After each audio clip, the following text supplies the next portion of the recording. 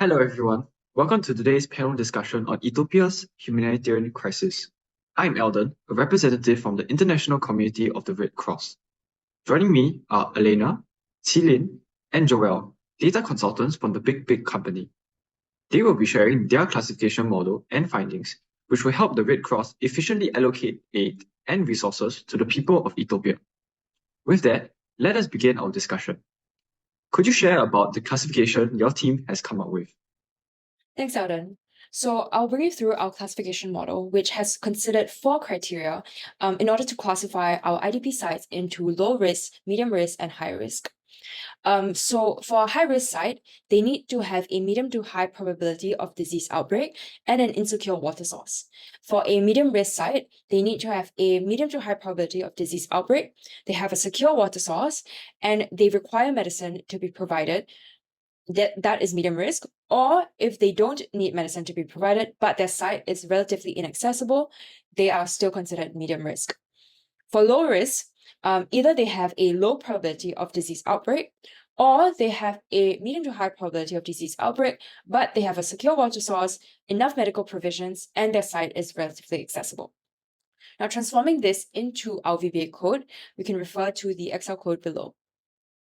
Great. I can see that your model is considering a holistic spread of factors, focusing on probability of disease outbreak along with the probability of curing said disease. With that in mind, are there any issues that your team thought about that may impact a data-driven model? First of all, thank you, Alden, for the question. I do have to admit that addressing the risk of disease at various sites can be really daunting, especially when we are constricted by limitations in data accessibility, the subjective nature of certain data, such as the effectiveness of government policy, cultural traditions, yada yada. However, these are in fact limitations we as data analysts have to face with our day-to-day life, and the only way to overcome this constraint is really to carefully leverage on the available data that we have to come up with the most comprehensive classification model that help to address this complex issue. Well, in fact, this classification model considers the issue from multiple dimensions, and it was developed through rigorous analysis and discussion with my fellow colleagues. As a result, we identified 3 criteria, which includes the probability of disease, the probability of cure, and lastly, the level of contagiousness. These 3 criteria are pivotal in helping us to determine the characteristics of a site, which contributes to the disease outbreak and help us direct any possible treatment solution. You know, it can be really hard to quantify these criteria, therefore we have to employ the abstraction technique to come up with proxy measures for it. What we did was to first abstract the column on the location where the majority of IDP in the location collects drinking water into the type of water sources, and also to abstract primary health concerns 1 and 2 into their respective level of contagiousness.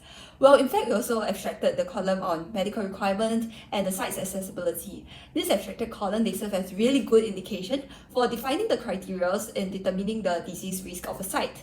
Besides having our model to consider from multiple dimensions, we also had to strike a balance between complexity and the simplicity of our model.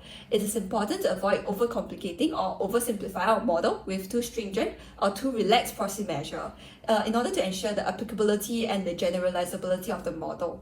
Well, I do believe and hope that this robust model will come in handy in helping your organization to identify the high-risk disease sites within Ethiopia. Wow, that's super interesting. Essentially, your team decided to strike a balance between complexity and simplicity while considering many important factors such as cultural limitations and others. When running the data from Ethiopian sites through your model, were there any issues you found? First, our original classification model had used our abstracted information from primary health concerns, classifying them to be contagious, non-contagious, or nil. However, we realized that there are 233 sites classified under NA. This is because Excel had classified any site with blank cells under primary health concern to be NA. Having blank cells does not mean that there is a lack of data, but that there are no additional health concerns, and these should still be taken into consideration. To mitigate this, we corrected all blank cells under primary health concern to be nil, which reclassifies them into high, medium, or low risk. A second concern was that we expected that there will be most insecure water sources from high risk, followed by medium, then low, or at least most secure water source from low risk followed by medium, then high. These expectations were formed from the knowledge that insecure water sources facilitates the spread of waterborne diseases. However, between disease transmission and water type source, we see no obvious observable trend from our data. Our data even shows that there is more insecure water sources in low risk rather than high risk, contradictory to our expectations. Even after reclassifying the sites that originally gave NA as the result, there was still no observable correlation between water source and health risk. This could be due to the fact that there were not many water-related diseases given to us in the dataset, namely only diarrhea. This lack of data on other waterborne diseases could be the reason why the results do not fit our expectations. Wow, that's great to hear. Aside from the classification model, what are some proposed solutions you might suggest to mitigate the risk and severity of diseases in those high-risk sites that you found? So our group proposes strengthening disease surveillance and outbreak preparedness through promoting community engagement, identifying secure and proximate water sources for each IDP site. So what we will do is a two-pronged approach.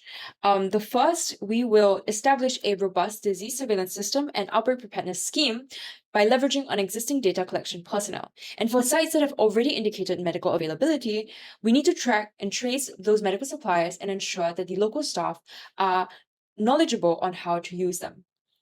The second is to collaborate with community leaders for disease identification.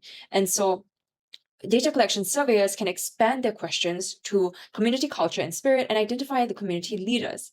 And what this is doing is to get the leaders themselves to raise awareness about how to identify different contagious diseases and also how to carry out a quarantine protocol at home.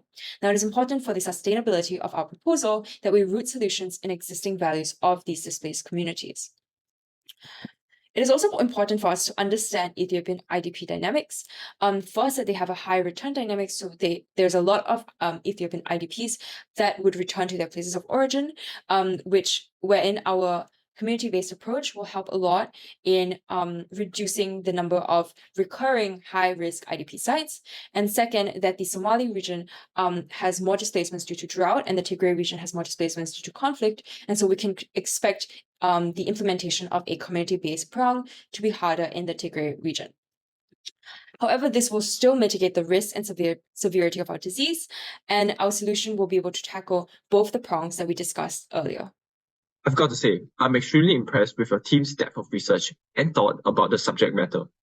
Given that the model created is extremely data-centric, your team has done well in considering real-world factors and implementing them into a solution. This will definitely help us at the Red Cross, and it will definitely save the lives of Ethiopians. Thank you so much for your time.